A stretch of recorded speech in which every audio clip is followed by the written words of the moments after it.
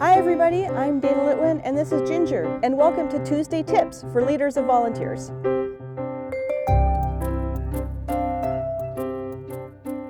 So what is a tip that either when you were starting in your nonprofit career and as a leader of volunteers, someone told you or that you knew, or a piece of advice of someone who's getting into this career right now, especially in such a challenging time? Is there any perfect little phrase or piece of wisdom that is your favorite thing to share?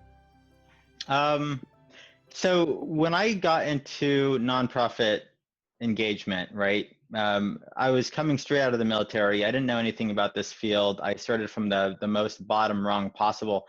And I actually didn't have anybody to share any advice with me. And so I made a lot of mistakes. And so the Tuesday tip that I would share is a piece of advice that was never shared with me that I had to learn the hard way.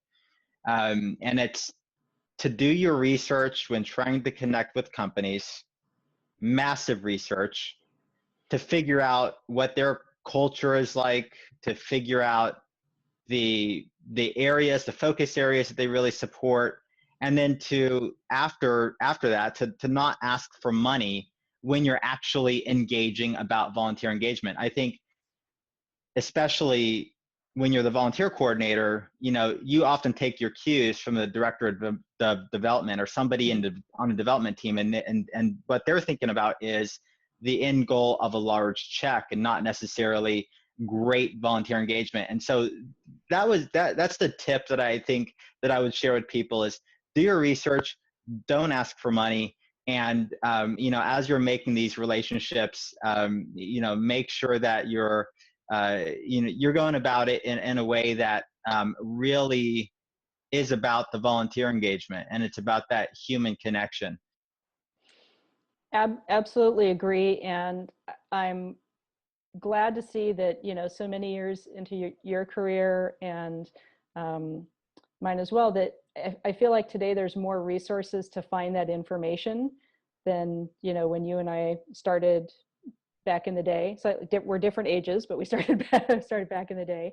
And I'll list not just your website in the comments and description of this, but just Alive and Energize Inc. and some other places to kind of get that going. But that individual research into the companies is so important. And that landscape scan, like that environmental scan, to come back to that of, how does this work and what's out there, and how